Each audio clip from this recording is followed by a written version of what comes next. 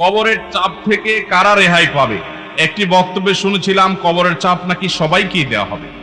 ভাইরা আমার, কবরের আযাব, বিশেষ করে কবরের প্রথম চাপ, আযাবটা শুধুমাত্র পাপিষ্ঠদের জন্যই হবে, কিন্তু কবরের যে একটা চাপ থাকবে, কবর প্রথমেই একটা চাপ দিবে। যারা কবরস্থ হবে না, বারজাখী জীবনে যে যেখানে তার ধ্বংসাবশেষ থাকুক, সেখানে একটা প্রেসার প্রত্যেকটা মানুষকে দেয়া হবে, একটা চাপ থাকবে। একটা হাদিসে আসছে, নবী করিম সাল্লাল্লাহু আলাইহি সাল্লাম বলেছেন, এই চাপ থেকে কেউ রেহাই পাবে না। যদি কবরের চাপ থেকে কেউ রেহাই পায়, তাহলে সে সাদ ইবনে মুআজ রাদিয়াল্লাহু তাআলা একজন সাহাবীর কথা বলেছেন, তিনি পাবেন।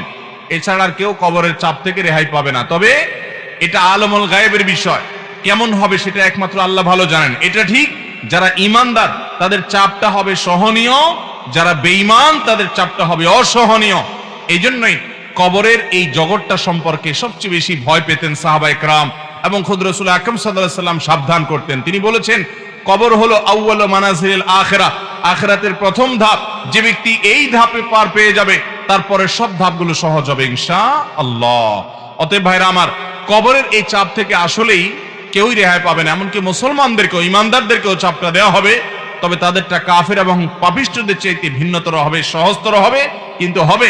সে হাদিস কিন্তু আছে, তার ধরন কেমন হবে সেটা একমাত্র আল্লাহ তাআলা ভালো জানেন। এই জন্যই কবরের এই জায়গাটা নিয়ে আমাদের সব সময় চিন্তা থাকা উচিত, পেরেশানি থাকা উচিত। বিশেষ করে কবরের যে আযাব হবে, সওয়াল জবাব হবে, এগুলো থেকে মুক্ত হওয়ার জন্য, বিশেষ করে আযাব থেকে বাঁচার জন্য আমাদেরকে কিছু আমল করতে হবে। যেমন যারা চগলখড়ি করে তাদের কবরের আযাবের আশঙ্কা বেশি হয়, এই জন্য চগলখড়ি ত্যাগ করা এটা কবরের আযাব থেকে মুক্ত থাকার জন্য পূর্ব শর্ত।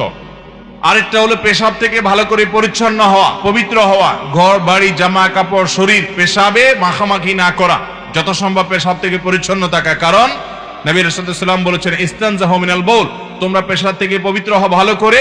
ফাইন্না আম্মাতা আযাবিল কবরি মিনহু, কারণ বেশিরভাগ কবরের আযাব পেশাবের কারণে হয়। এজন্য পেশাব থেকে পরিচ্ছন্ন হতে হবে। কবরের আযাব থেকে মুক্ত থাকার জন্য, নাজাতের জন্য রাতে সূরা মুলক তেলাওয়াত করতে হবে। নবী সাল্লাল্লাহু আলাইহি ওয়াসাল্লাম বলেছেন, যারা রাতে শোয়ার আগে সূরা মুলক তেলাওয়াত করে, আল্লাহ তাআলা তাদেরকে কবরের ফিতনা থেকে বাঁচিয়ে রাখেন। ঠিক একই ভাবে কবর আযাব থেকে বাঁচার জন্য সাধারণত যে কোনো গুনাহ থেকে আমাদের বেঁচে থাকতে হবে। আল্লাহ তাআলা আমাদের সবাইকে সেই তৌফিক দান করুন। তাহলে ভাইরা আমার, কবরের যে চাপের কথা বলা হয়েছে, হাদিসের ভাষ্য মতে সেটা সকলকে দেওয়া হবে, এমনকি ঈমানদাররাও সেটা থেকে রেহাই পাবে না। এই জন্যই সাহাবায়ে কেরাম অনেক ভয় পেতেন কবরের জগৎ নিয়ে। এখানে নাজাত তো বাকি সবগুলো নাজাত। আল্লাহ আমাদের সবাইয়ের কবরের জগৎটাকে সহজ করুন, এবং বারজাখী জীবনে আমাদেরকে আল্লাহ তাআলা সকল আযাব ফিতনা থেকে বাঁচিয়ে রাখুন।